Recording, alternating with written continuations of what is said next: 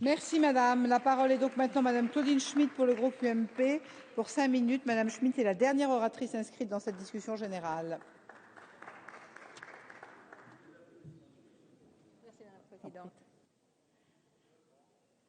Madame, Monsieur le ministre, Madame le rapporteur, chers collègues, la fraude et l'évasion fiscale ne sont pas des exceptions françaises. La lutte qui leur est menée est récurrente. Tous les gouvernements se sont engagés à les combattre. À l'occasion d'affaires qui défrayent la chronique, de nouvelles mesures sont proposées, discutées et votées. Je doute cependant que par ce projet de loi, vous résolviez la fraude et l'évasion. Tout d'abord, la fraude fiscale. Ce projet de loi ne prévoit aucune mesure concrète et spécifique pour mettre fin à la fraude fiscale la plus importante, à savoir celle de la TVA. Cette fraude, et je parle sous votre contrôle, Monsieur le ministre, serait à évaluer à environ 30 milliards par an. Quelles mesures prenez-vous pour y remédier? Ensuite, l'évasion fiscale. Pour être efficace, la lutte devrait passer par la prise de mesures dont le but serait de ne pas encourager les contribuables à procéder à l'évasion fiscale.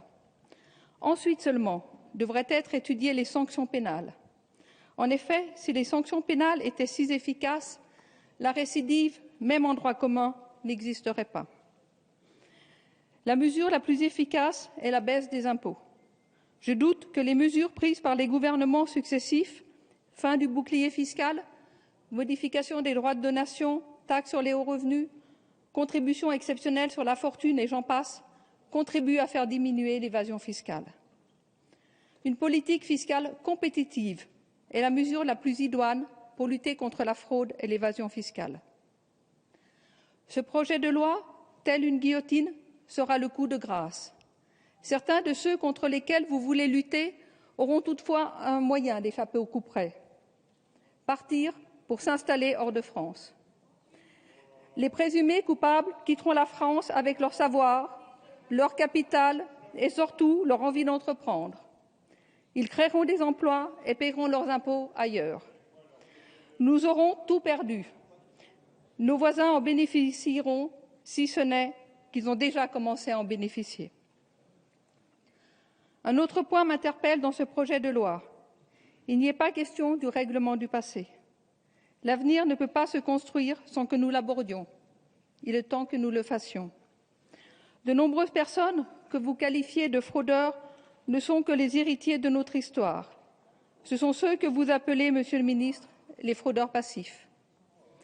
Vous conseillez aux fraudeurs de prendre contact avec l'administration fiscale.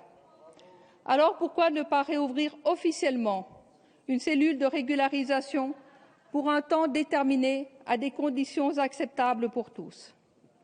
Ce serait une procédure simple, rapide et sans frais pour percevoir des ressources bienvenues et, pourquoi pas, retrouver la confiance de nos compatriotes. Je m'étonne aussi que ce texte ne reflète pas une vision de politique étrangère, d'autant plus que, comme la réunion du G8 qui vient de se tenir l'a confirmé, la France n'est pas la seule à connaître ce phénomène qui vient de loin, comme l'a rappelé Madame la garde des Sceaux. La loi qui vient d'être accompagnée de négociations avec d'autres États doit être accompagnée de négociations avec d'autres États.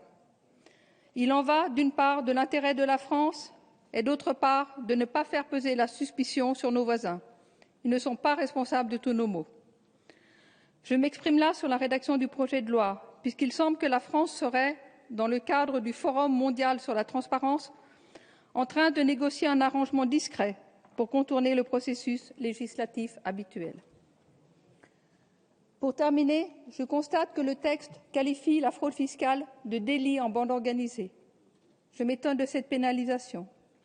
Et puisque vous en avez décidé ainsi, je suis impatiente d'entendre votre avis sur la prescription lors de la discussion de l'article 3. Vous comprendrez donc que si je peux être en accord avec le titre du projet de loi, je ne le suis pas avec le contenu tel que présenté. Je vous remercie. Merci madame. La discussion générale est close. Madame la ministre, vous souhaitiez la parole? Non, c'est monsieur le ministre d'abord, comme vous voulez.